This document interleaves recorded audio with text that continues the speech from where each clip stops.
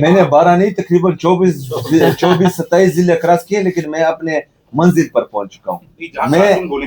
میں منزل پر پہنچوں گا. یہاں پر انہوں نے وہ راستے بند کیے ہوئے نا، پورا انفراسٹرکچر میں نے دیکھا نہیں. اچھا، اور دوسرا جو ہے بتیاں دیکھی، لیکن بتیوں سے مجھے پھر اندازہ ہوا کہ ان کی سیاسی بتی بجھ گئی ہے، تو بتیاں لگانے کا پھر کیا فائدہ ان کو ہوا. تو یہ بتیوں سے، روڈوں سے، ان چیزوں سے ہم سوچ ہی نہیں سکتے تھے کہ ریاست ہم پر گولیاں چلائے گی. اور پنجاب کے لوگ جو ہیں بار بار نکلتے ہیں، میں سلام پیش کرتا ہوں کہ اتنے سخت حالات میں کہ اس دفعہ جو ہمارا احتجاج ہوگا اسلام آباد میں 26 نومبر کو گولیاں چلی. اس سے پہلے ہم یہ نہیں سمجھتے تھے کہ ریاست اتنی ظالم ہوگی کہ وہ اپنے پرامن شہریوں پر گولیاں چلائیں گی. لیکن وہاں پر گولیاں چلی، ہمارے 14 لوگ شہید ہوئے. اس کے بعد ہمیں ہمارے شہداء کی لاشیں نہیں دی جا رہی تھی، ہمارے جو زخمی تھے ان کی لواحقین کو ان سے ملنے نہیں دیا جا رہا تھا، ان سے ایفیڈیوٹ لکھوائے جا رہے تھے. تو یہ تمام چیزیں ہوئی، وہ کسی شخص کی وجہ سے نہیں خراب ہوئی تھی، وہ ان کے ظلم کی وجہ سے، کیونکہ ہم تیاری نہیں کر کے گئے تھے. ہم سوچ ہی نہیں سکتے تھے کہ ریاست ہم پر گولیاں چلائے گی. لوگ تب بھی نکلے تھے، لوگ 8 فروری کو بھی نکلے ہیں، پاکستان تحریک انصاف کو ووٹ دیا ہے، لیکن رزلٹ چینج کر دیا ہے. اور پنجاب کے لوگ جو ہیں بار بار نکلتے ہیں. میں سلام پیش کرتا ہوں کہ اتنے سخت حالات میں کہ ان کے گھر توڑے جا رہے ہیں، ان کے بچے مارے جا رہے ہیں، ان کے چار دیوالی کی پامالی ہو رہی ہے، اس کے باوجود بھی موٹر سائیکل پر نکلتے ہیں. میں سلام پیش کرتا ہوں ان کو. لیکن بہرحال یہ خوف کے بت ہم نے توڑنے انشاءاللہ تعالی. اس دفعہ جو ہمارا احتجاج ہوگا وہ بہترین ہوگا انشاءاللہ تعالی. پورا پڑیں گے اس میں. آپ نے کہا کہ ہم 26 نومبر کو تیاری کر کے نہیں گئے تھے، اب دوبارہ ایک اسٹریٹ موومنٹ آپ نے شروع کی ہے. اس وقت کے وزیر اعلیٰ اپنے کارکن کو چھوڑ کے 12 ضلع کراس کر کے پہنچ گئے، کارکن نے گولیاں کھائیں، جو آپ نے بھی کہا کہ 14 لوگ اس میں ڈیتھ ہوئی ہوئی. اب اگر اسٹریٹ موومنٹ کے کسی نتیجے میں اب دوبارہ اسی ڈی چوک کے مقام پر پہنچتے ہیں تو یہ کیا شورٹی ہے کہ اب کے سی ایم سہیل آفریدی تو 12 ضلع کراس کر کے نہیں جائیں گے اور کارکن کے ساتھ کھڑے ہوں گے؟ ایک چیز. دوسرا یہ بتائیں کہ میں نے 12 نہیں تقریباً 24-27 ضلع کراس کیے، لیکن میں اپنے منزل پر پہنچ چکا ہوں. میں منزل پر پہنچوں گا. منزل کے بغیر واپسی نہیں ہے بھائی جان.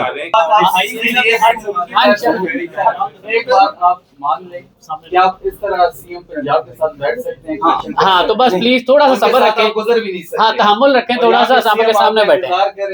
ہم نے بڑی محنت کی ہے. آپ بھی ورکر ہو، میں بھی ورکر ہوں. جی بھائی. اور یہ جو چلیں ایک منٹ یار.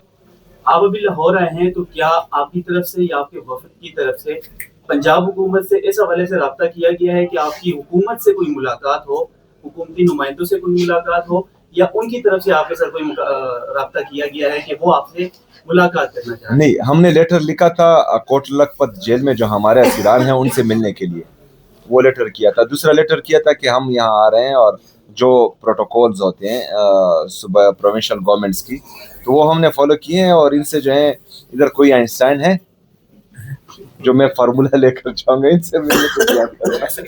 یہ ڈیجیٹل ڈائریکٹریٹ جو ہے ہم وہ منظور کر چکے ہیں، کیبنٹ سے جو ہے وہ اپروو ہو چکا ہے. اور جی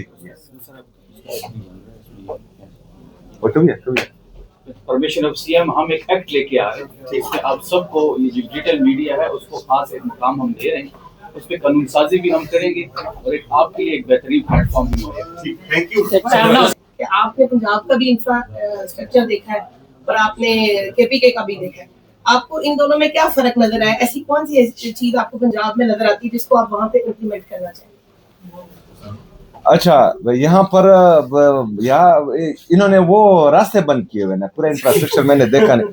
اچھا، اور دوسرا جو ہے بتیاں دیکھی، لیکن بتیوں سے مجھے پھر اندازہ ہوا کہ ان کی سیاسی بتی بجھ گئی ہے، تو بتیاں لگانے کا پھر کیا فائدہ ان کو ہوا. تو یہ بتیوں سے، روڈوں سے، ان چیزوں سے جو ہے قومی نہیں بنتی. جو عمران خان صاحب نے اس قوم کو شعور دیا ہے، اور 8 فروری 2024 کو ہم نے وہ دیکھا نا، انہوں نے یہ تو کہہ رہے ہیں کہ ہم نے تمام یہ چیزیں کی ہیں، لاہور کو ڈیولپ کیا ہے، पंजाब को डेवलप किया है। बहरहाल साउथ पंजाब का हाल आप सबके सामने है कि वो किस हाल में है। लेकिन लाहौर अगर हम ले लें तो लाहौर ने भी वोट इमरान खान को दिया। लाहौर ने वोट किसको दिया था? इमरान खान को दिया था। ये तो जाली तरीके से काबिज हैं, और जो इनके पैटर्न इन चीफ हैं वो अपना हल्का हार चुके हैं।